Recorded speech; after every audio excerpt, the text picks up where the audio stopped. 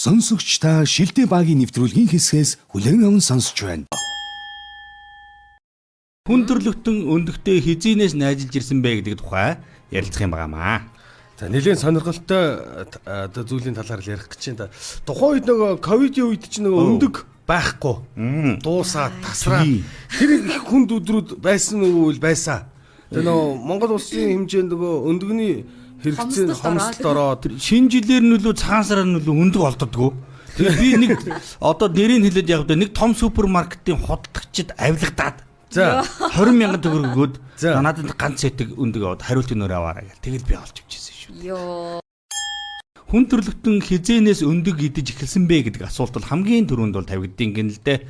За энд бол ер нь бол яг одоо Батнотод тогтоогоогүй ч гэсэн ойролцоогоор 3.5 сая жилийн өмнө хүмүүс бол өндөг хэрглэжсэн байхаа гэдэг одоо судалгааг бол эрдэмтэд хийсэн юм байна. За энийг яаж одоо нотлох вэ гэвэл Танзан улсын Лётоли гэдэг одоо газар байдсан гинэ. За тэгээд Astronomus afarensis гэдэг одоо эртний хүний өвөг дээдс болох ийм одоо хүмүүс галтуулын үндсэнд одоо 70 ширхэг өндөгний уулмөр үлдээсэн байсан гинэ. Галтуулын үндсэнд. За ингээд 1978 онд одоо Мэри Лики гэдэг хүний удирдсан археологчдын баг эдгээр уулмөрийг олсон гинэ. За тэндээс бол шувууны чулуудсан өндөгний үүрүүдийг илрүүлсэн байт юм байна.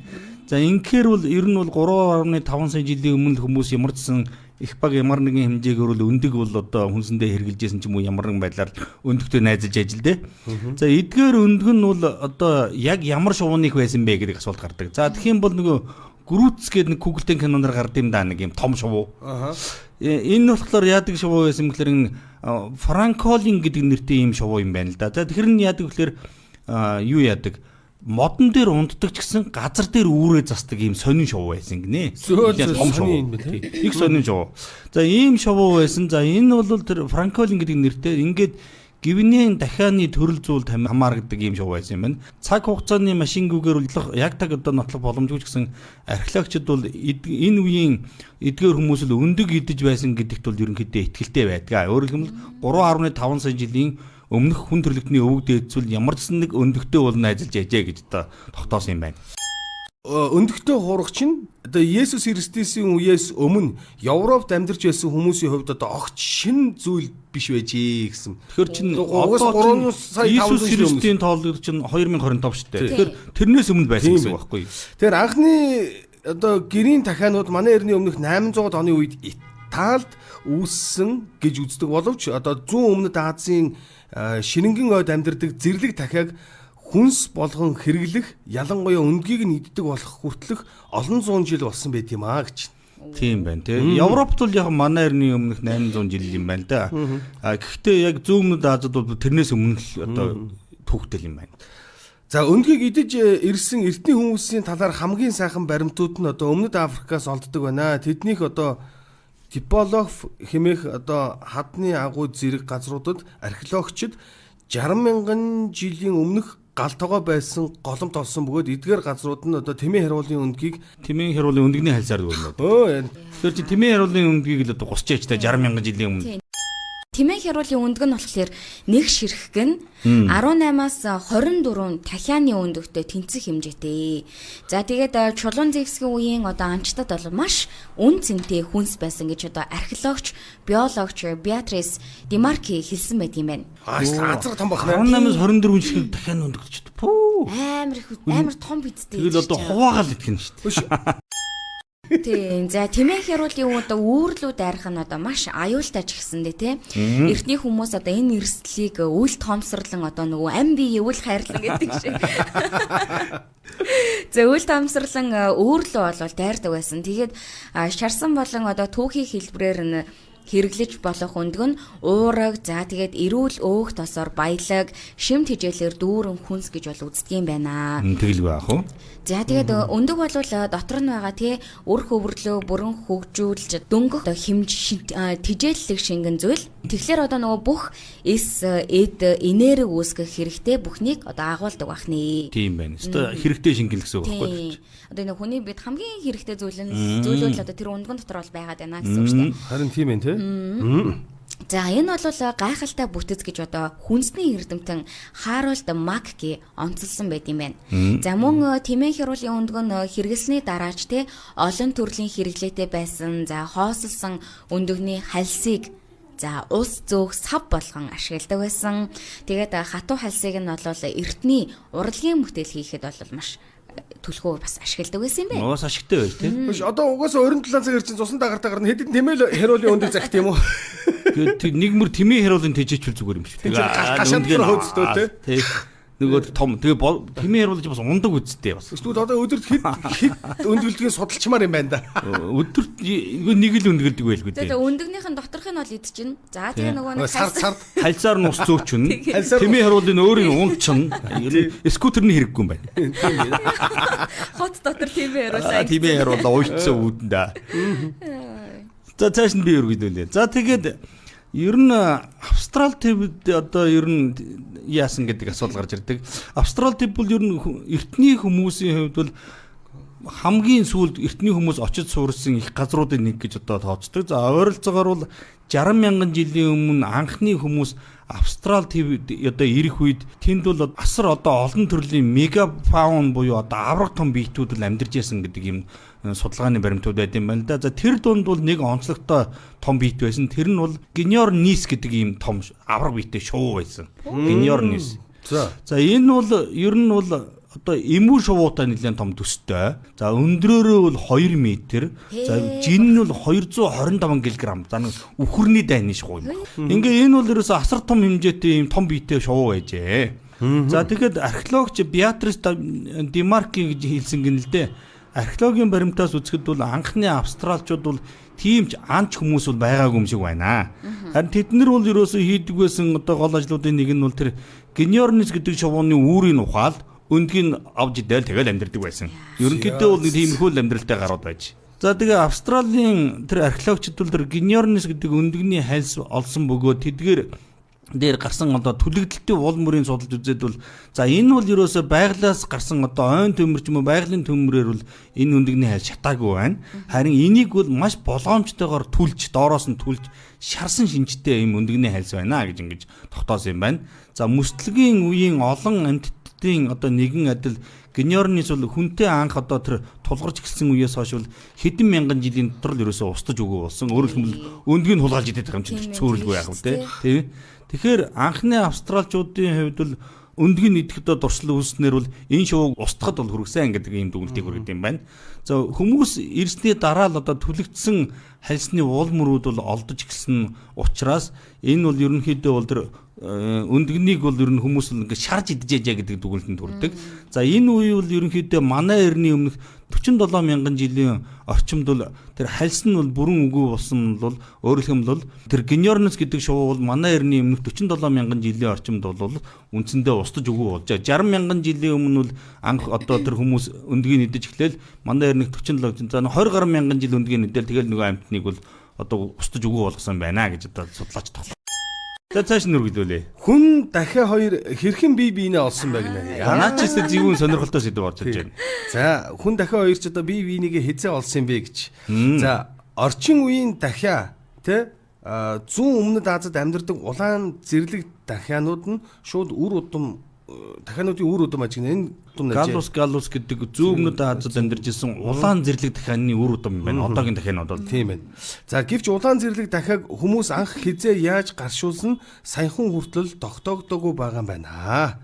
За Жулия Бест хэмээх амьтан судлаачийн археологч эртний амьтны үлдэгдэл дээр ажиллаж хийж хүний болон одоо амьтны харилцааны түүхийг судалдаг нэгэн гинэ. За тэрээр ялангуяа шувууд тэр дундаа өнөөдөр хаасаагүй байдаг дахианд онцгой анхаарч ажилласан гинэ. За дахиад гаршуулсан хугацааг нь яг таг тогтооно гэдэг амаргүй ажиллаа гэсэн байна. За зарим судалгаанд одоо дахиад манай эртний өмнөх 10,000 оны үед буюу Хятадд гаршуулсан гэж үзсэн боловч Бест бол одоо болон түүний хамтрагч радиокарбон аргаар шинжилж үзэхэд эдгээр нь үнэндээ тийм шууны биш одоо дахны яс болж харин баг тэгсэн л байгаа юм л да.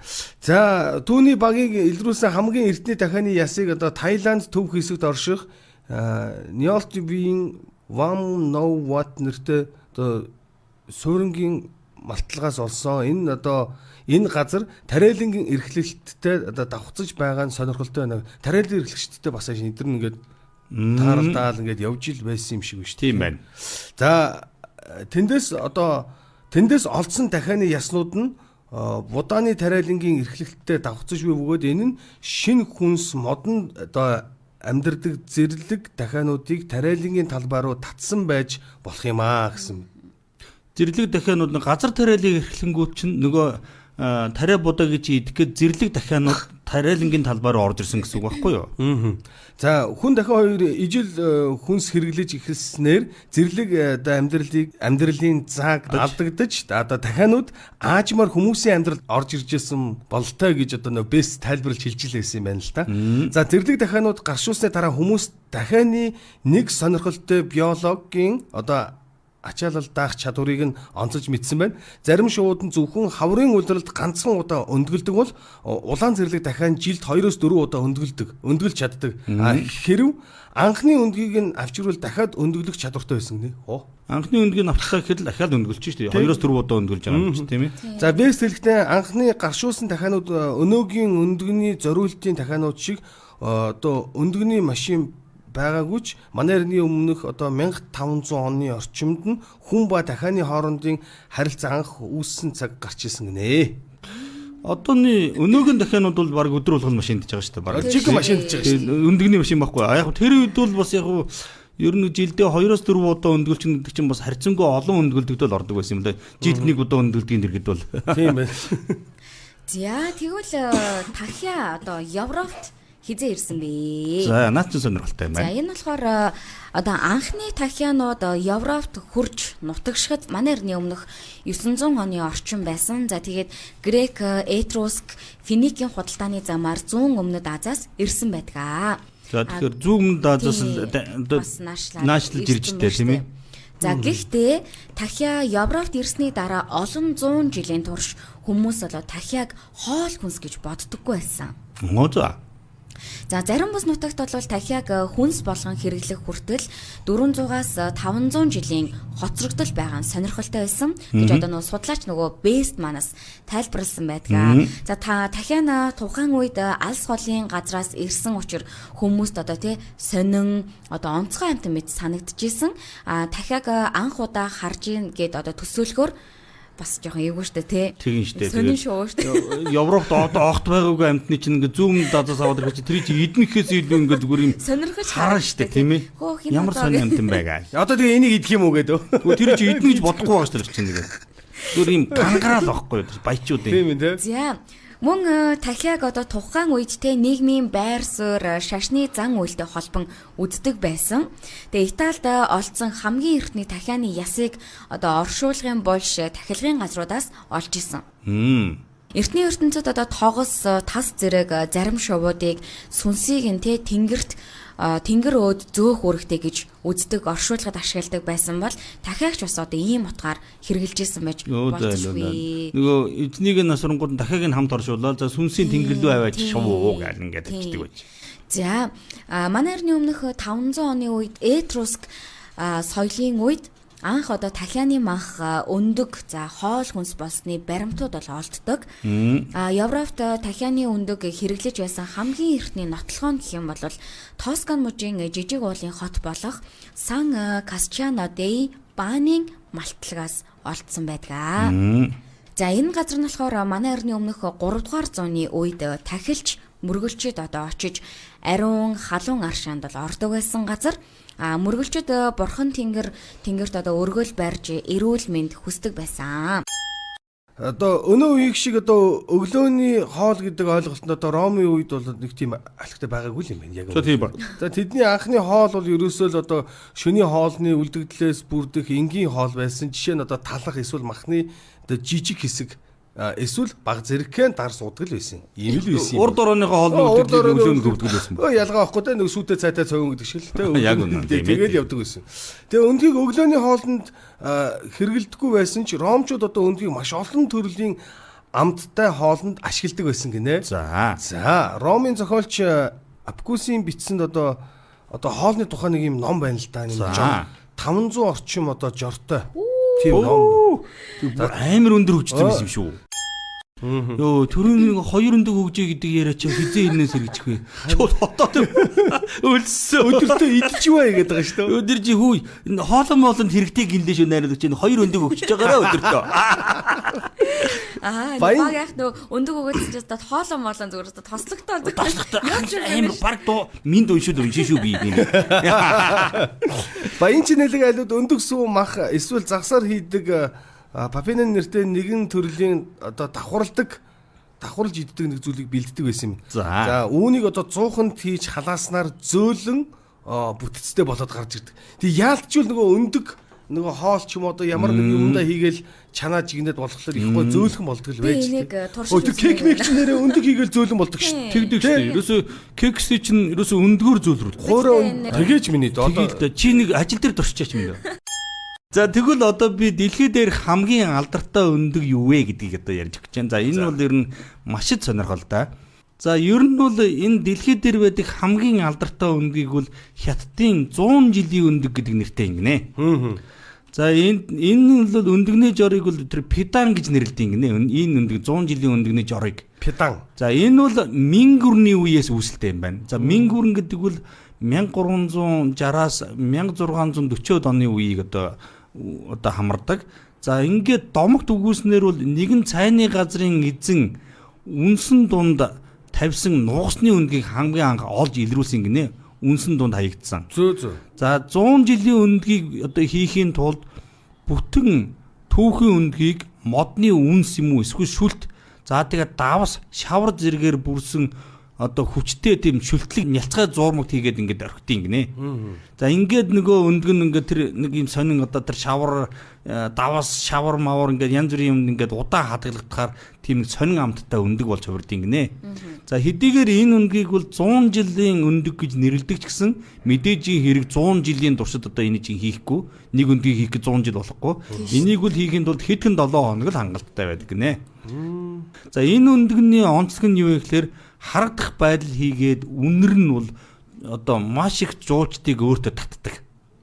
Тэгээ хүмүүс бол хараад бол за энэ өндөг бол лав нэг олон жил баг 100 жил хадгалагдаж дарагдсан өндөг байхаа гэж боддог гинэ. Шавар мавартай болоод үнэр нэггүй болохоор тэгээд. За энэ бол мангар дээрийн өндөг байна гэж боддог. Тийм учраас 100 жилийн өндөг гэж нэр өгсөн юм байна да. За тэгээд үнэрхээр өвөрмөц үнэртэй амттай гэж одоо тэр Макки гэдэг эрдэмтэн археолог судлаач бол хэлдэг гинэ.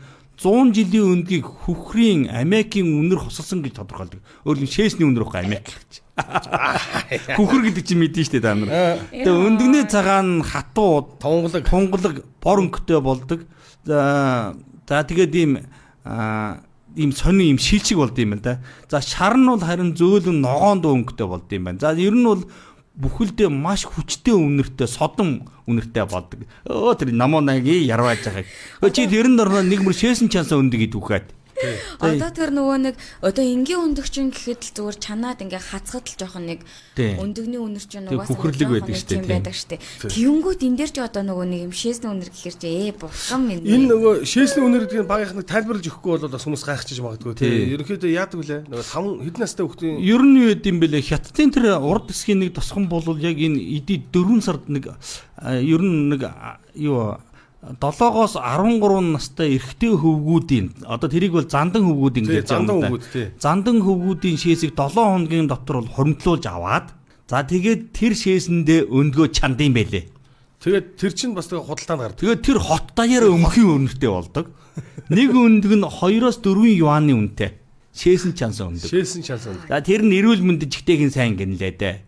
Эмгтээчүүд мүүдэр намаанаа. Хизээч идэхгүй. Сүнжид маа бол тэр чинь бүр хит хит загсан шүү дээ. Үгүй тэгээ тэрийг чи мэд аргагүй юм байлээ те. Юу аргагүй шүү дээ. Шээсэн чансан өндгөө гэж өгөхгүй. Яг нь хамт нь хачин гоё гэдэг шүү дээ. Хачин гоё гэж байгаа юм да намаа маань. Хачин гоё гэхэр чин энгийн чансан өндгнөөс арай өөр хамт. Илүү. Тэр чинь илүү байлаа. Тэгэхээр чин шууд ялгах боломжтой байхгүй. Одоо бид нар чинь бол нөгөө нэг энгийн чансан өндгийг бол амт нь ямар вэ гэдгийг мэдчихэж байгаа шүү дээ. Тэгээ одоо энэ дээдлийн орц найрлагыг дээдлийн хийж байгаа орц найрлагуудыг харах юм бол гэцүүл юм байна ах маань ялгахгүй юм байна. Урдаас зөөж ирнэ гэж бодлоо юм даа. Угнаа тэр хоёулаа нэг зохицуулж байгаа нэг шээсэн чансан өндөг чамд найруулж гэж бод.